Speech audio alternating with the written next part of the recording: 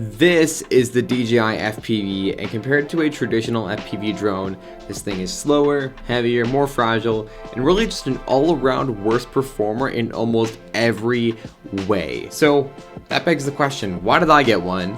And should you be buying one of these things in 2023? I think maybe. Let me explain.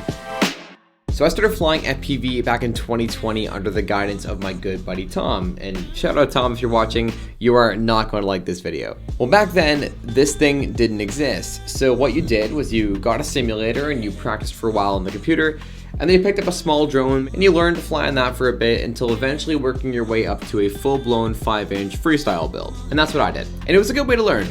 But good because it immediately gave me a huge appreciation for how hard it was going to be to actually fly FPV. Again, it's just dying. I don't know what's going on.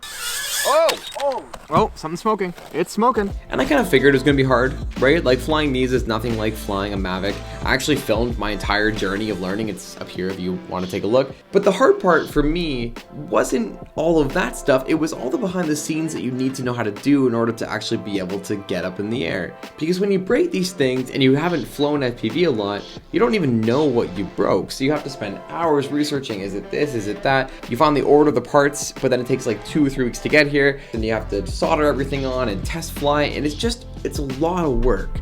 And if that's how you want to fly FPV and you want to be part of that community and fix and build and all these things, great. But I got into FPV from like a content creation or footage standpoint, and I cannot tell you how frustrating it was to get out, fly like 2 or 3 packs, break something, and then be down for like 2 weeks.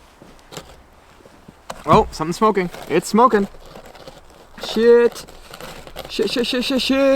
And the final kicker for me was that I started having connection issues with all of my drones. The worst one was connection issues between my controller and the drone itself. And if you know anything about FPV, if you lose signal from your controller to your drone, it's called a failsafe, and a failsafe means that the drone falls. It just cuts and drops. And this happened to me when I was on a trip in the summer, flying over the ocean like 500 feet away from me, no obstructions, no issues, boom, gone. GoPro, drone, that's it. And that's where this guy comes in. The DJI FPV is going to be worse at racing, at freestyle, at carrying heavy cameras, like all that stuff. It's not for that. But if you just want to cruise around pretty quick and still have the FPV experience, it's actually pretty decent. The batteries can last over 10 minutes if you don't fly super crazy. And on the note of batteries, they're probably not going to burn your house down, whereas I can't say the same thing about traditional FPV batteries. Okay, so quick aside, everyone likes to trash talk the DJI FPV, right? But one thing that no one mentions is that this thing is just super convenient. I just went to plug in this new battery, didn't realize that it was the old battery until I saw the little blinking light there. That's one of those things that I just wouldn't have known with my traditional FPV. So if I tossed up my Nazgul and then I realized that I switched the batteries by mistake, I wouldn't have known how to bring it back. It's a whole thing. People like to trash talk this thing, which I get it, but it's also pretty good. At least that's my take. A really important one for me is that if you lose signal with this thing, it has a GPS built in, so it hovers and then flies back to you, which is not always the case with an FPV drone. Even if you have a GPS built in, apparently they're not that trustworthy. So again, this one, right out of the box, boom, and she's home. It still flies like 90 miles an hour, which I think is 150 Canadian, or not Canadian, 150 kilometers an hour, but you get it? So it's still quick, like it's still more than quick enough to keep up with most cars in a Sea-Doo or something like that. It's still plenty powerful enough to hold a GoPro, or in my case, an Action 2. I just clip it in up top here. And one of my favorite things is that it has that normal mode. So it's really easy to share the experience with this. Like I've had friends who don't fly FPV at all, that I'll give them this drone up in the air in normal mode and they can just fly and experience FPV. Whereas I would never do that with something like this.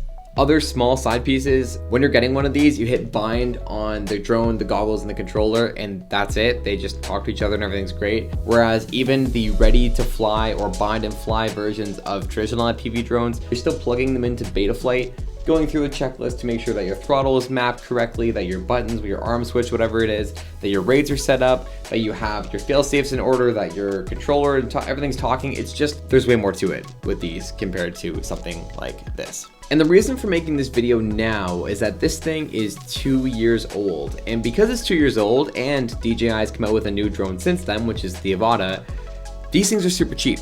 Like local to me, I can get a replacement of this for like $400 Canadian. That means that if I dump it in the ocean, the same as dumping this traditional FPV drone in the ocean, it's cheaper for me to get one of these than it would be for me to get, say, like a Nazgul 5. And that's why I think this is actually really good value. And kind of the reason why I wanted to make this video in the first place. I think a lot of traditional FPV pilots look down on this drone and then look down on you as a pilot if you choose to fly these drones. And to their credit, this thing is not going to be good for their use case, right? Like if you're trying to fly gates and you crash with this, you might be out $400. That's a terrible deal. This is a terrible tool for that job. But the mistake they make is that they assume that everyone who wants to fly a PV falls into their camp, where you do want to do gates and go to bandos and fly through gaps and just, shred them. But not everyone wants that. I know that for most of my filmmaking friends, if they wanted to get into FPV, there is no chance in hell that I'm going to say, oh yeah, just get it, one of these and figure it out. Half my friends would burn their house down trying to even learn how to charge a battery. So instead of that, honestly and truthfully, if I was to do all this all over again, in 2023, I would start with an Avata, learn on the simulator, and actually start there and really hone in your skills there. Fly the Avata around the park and try to do some gaps. If you need to go a little bit faster, you get one of these. And then if you're fully hooked and you want to go down the rabbit hole, that's when you go down this route. Instead of the typical traditional narrative of you're not flying FPV unless it's one of these. It doesn't count, it's not real unless it's one of these. I don't agree. I think it's the wrong approach. And now that this thing is 2 years old and I've been on this side of things and I've since come back out, I think this is the way to go for probably more people than you maybe think. And the cool thing about all of this is that this is just my opinion and I'm very eager to hear yours. So if you made it this far in the video, honestly, not just for the algorithm and whatever, but seriously, let me know what you think in the comments. Do you think that the best way to get into FPV nowadays is still the traditional way? Or is it better to go like Avata, DJI FPV route? Let me know. I'm curious to hear your thoughts. While you're down there, hit the like button for the algorithm because that's cool. Subscribe if you want to see more videos, and I'll catch you guys in the next one. Peace.